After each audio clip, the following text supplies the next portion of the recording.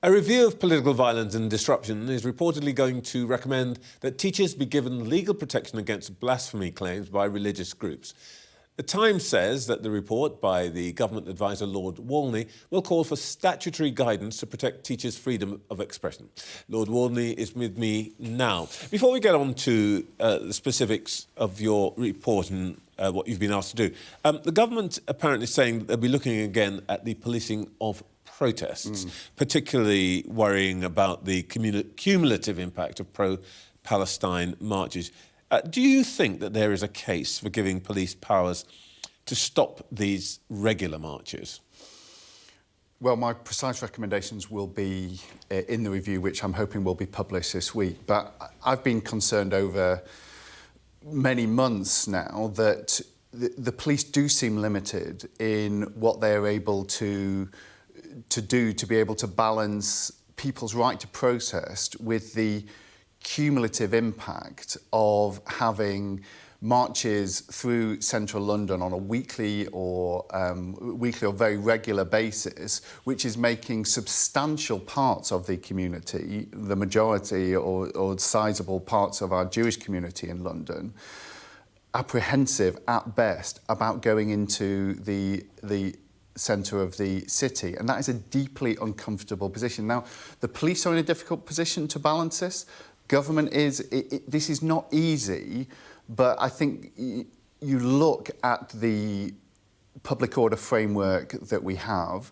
It's been revised in recent years, and it is being really substantially tested by this phenomenon of the weekly pro-Gaza marches. And is the issue here not the behaviour on any given particular march, but the fact that they occur so regularly? Is that the point here? Well, I think you've had both. Now, the march organisers and many people who are attending the marches say, well, we are being peaceful, but there has been a substantial level of criminality and disorder and anti-Semitic content around the margins of the marches. That is a concern in of itself. But yes, I think there has been a concern that the public order framework at the moment, the police have to make a judgment on the day whether there is a threat of serious disorder on a particular march.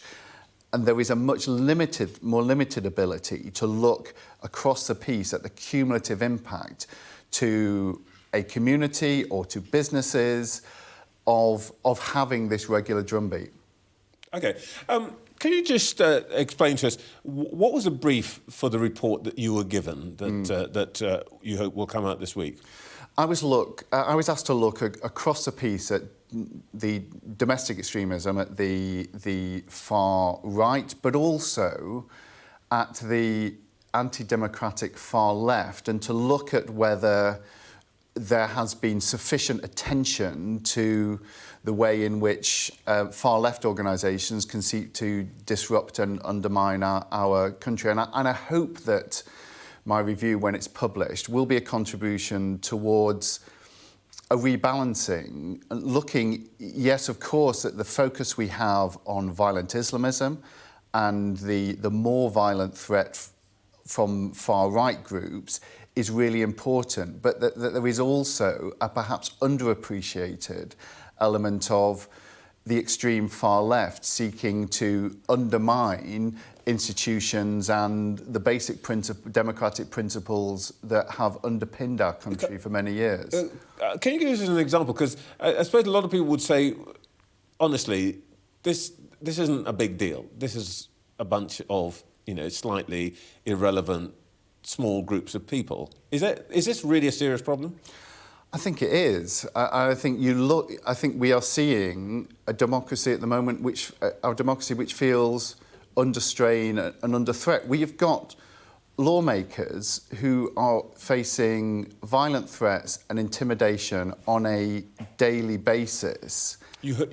You've heard this from MPs? Well, absolutely. I mean, you talk to MPs and you look at some of the available figures at the way that the levels of public protection funding have been soaring in recent months. So you have a level of threat and intimidation that is being placed on MPs principally through the Gaza, through the extreme elements of pro-Palestinian protesters. You're having council meetings disrupted. And this is, many people talk about this as an extension of our democracy, rather than, I think, what it is, actually unacceptable attempts to coerce and intimidate lawmakers and the public. So I hope that we will be able to restart the conversation about how we protect our liberal democracy and the rule of law. Prescribing some of those organisations? Well, let's wait for the conclusions of my review. But I think there is, when you look at organisations who use criminal tactics as a means, a very deliberate means to try to force the conversation towards the kind of change that they want, rather than engaging in our democratic channels, I think it does ask questions. Palestine action? Both of those organisations are clearly breaking the law as a way of trying to force the conversation, and I think we should be less relaxed about that. The level of deterrent, to the point of banning them, perhaps. Well, let's see. As an option. Well, I think we'll wait for my review hopefully this week. But I think when you look at how prescription has worked in the terrorist context, now these organisations have not yet been judged to meet the terrorist threshold, which is clearly defined and the Home Secretary has to rule on.